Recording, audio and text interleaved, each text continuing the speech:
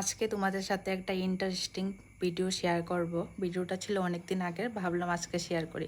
ভিডিওটা লাস্ট পর্যন্ত দেখতে থাকো, ভালো লাগবে।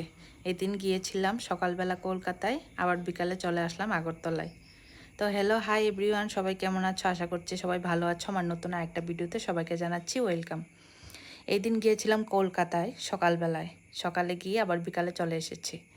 এদিকে আমি বোর্ডিং পাসটা নিয়ে নিলাম, তারপর যা যা চেকিং ছিল সব চেকিং করে চলে গেলাম উপরে, কারণ আমার কোনো লাগেজ ছিল না, তার জন্য বেশি টাইম লাগেনি।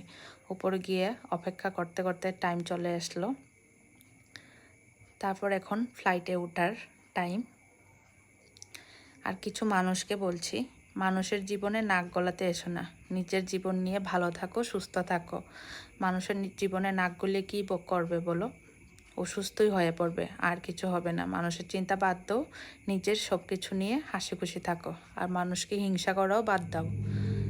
আমি তো কাউকে নিয়ে কোনো হিংসাও করি না, কাউকে নিয়ে কে কী করলো না করলো এসব নিয়ে আমার ভাবার ইচ্ছা নেই, আর আমি টাইমও পাই না এসবের। আর মানুষ যে এত টাইম কোথায় থেকে পায় আমি সেটাই বুঝি না।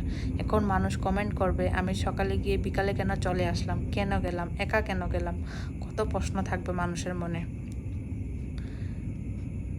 আর উপরে আমি উইন্ডো সিটটাও পেয়ে গিয়েছিলাম, তার জন্য আমি খুব হ্যাপি ছিলাম, কারণ যতবারই উঠি না কেন উইন্ডো সিট না পেলে ভালো লাগে না। আর এটা আমার প্রথমবার না, আরও অনেকবার এরকম সকালে গিয়ে বিকালে চলে এসেছি।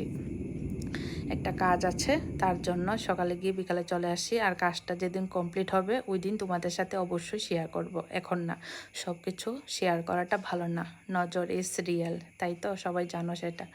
এদিকে কথা বলতে বলতে পৌঁছে গেলাম কলকাতায়।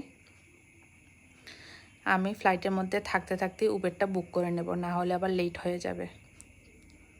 এদিকে বেরিয়ে পড়লাম। এখানেও আমার বেশিক্ষণ টাইম লাগলো না, কারণ আমার কোনো লাগেজ ছিল না। এয়ারপোর্টের ভিতর থেকে বেরিয়ে পড়লাম। এদিকে আমার উবেরও চলে আসলো। এখন উবের দিয়ে আমার যে কাজ সেখানেই চলে যাব। আর আমার মা আমাকে রুটি আর আলু ভাজি বানিয়ে দিয়েছিল, এটাই খেয়ে নেব এখন, না হলে আর টাইম পাবো না খাওয়ার। আর মা থাকলে চিন্তা কিসের বলো। কলকাতা শহরটা কিন্তু খুব ভালো লাগে, কিন্তু আমার এখন আর ভালো লাগে না, কেন জানি না। কলকাতার উপরে একটা বিরক্ত চলে এসেছে। শীতের দিনে ভালোই লাগে, কিন্তু গরমের দিনে একদমই ভালো লাগে না, কারণ ওইখানে এত গরম। আর সবটা ভিডিও আমি একসাথে দিতে পারিনি। আমি এটা পার্ট 1 রাখবো, আর পার্ট 2-তে আবার বাকিটা শেয়ার করব। আর এই ভিডিওটা কীরকম লাগলো অবশ্যই কিন্তু কমেন্টে জানাবে। আর দ্বিতীয় পার্টও আসবে তাড়াতাড়ি।